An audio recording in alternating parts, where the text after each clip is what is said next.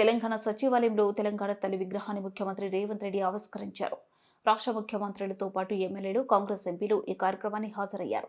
ప్రతిపక్ష నేత కేసీఆర్ను కార్యక్రమానికి ఆహ్వానించినా ఆయన హాజరు కాలేదు. బీఆర్ఎస్ నుంచి ఎవరూ విగ్రహావిష్కరణ కార్యక్రమంలో పాల్గొనలేదు. భారీ సంఖ్యలో మహిళలు ఈ కార్యక్రమంలో పాల్గొన్నారు. తెలంగాణ తల్లి విగ్రహావిష్కరణ నేపథ్యంలో సచివాలయ ప్రాంగణాన్ని అధికారులు సుందరంగా తీర్చిదిద్దారు. కొత్తగా ఫౌంటైన్ కూడా నిర్మించారు. ఈ సందర్భంగా ఏర్పాటు చేసిన సాంస్కృతిక కార్యక్రమాలు అందరినీ అలరించాయి. ఇదే క్రమంలో తెలంగాణ తల్లి గీతం, రాష్ట్ర గీతం జయ జయ హే తెలంగాణను రచించిన కవి అందశ్రీ, తెలంగాణ తల్లి విగ్రహాన్ని రూపొందించిన ప్రొఫెసర్ గంగాధర్ రమణారెడ్డిలను ప్రభుత్వం తరపున సత్కరించారు. వీరితో పాటు తెలంగాణకు చెందిన పలువురు కవులను సన్మానించారు. మరోవైపు ప్రతి ఏటా డిసెంబర్ 9న తెలంగాణ తల్లి ఉత్సవాలను ఘనంగా నిర్వహిస్తామని సీఎం రేవంత్ రెడ్డి ప్రకటించారు. ఎదురు చూసినాం, కానీ ఆనాటి పాలకుల యొక్క ఆలోచన నాకు తెలీదు. ఎందుకో జయ జయ హే తెలంగాణ అనే గీతం రాష్ట్ర గీతంగా అవతరించలేదు.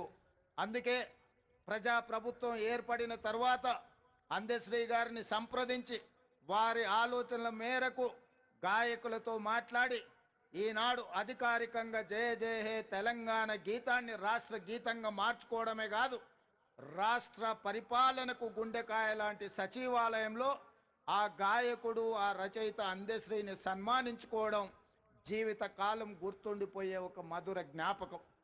ఇంత గొప్ప అవకాశం, అదేవిధంగా రాష్ట్ర సాధన సమయంలో రాజకీయ పార్టీలు, వ్యక్తులు వాళ్ళ ఆలోచన పరంగా, అది ఆలె నరేంద్ర గారు కావచ్చు, విజయ్ శాంతి గారు కావచ్చు, కల్వకుంట్ల చంద్రశేఖరరావు గారు కావచ్చు, లేదా చాలామంది ఉద్యమకారులు, ఆయా రాజకీయ పార్టీల యొక్క ఆలోచన, వాళ్ళ విధి విధానాలకు అనుకూలంగా ఆనాడు తెలంగాణ తల్లి ప్రతిమను వారు సృష్టించుకొని ఆయా రాజకీయ పార్టీలు వాటితో ముందుకు కొనసాగినాయి.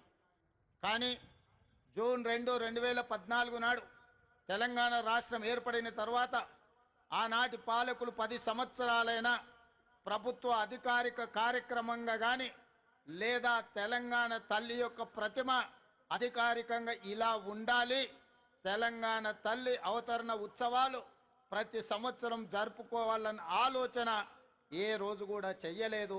తెలంగాణ తల్లి 10 సంవత్సరాలు వివక్షకు లోనైంది. అందుకే ఈనాడు మన అస్తిత్వానికి ప్రతీకైన, మన సంస్కృతి సాంప్రదాయానికి బహుజనుల నుంచి పుట్టిన ఈ ఉద్యమం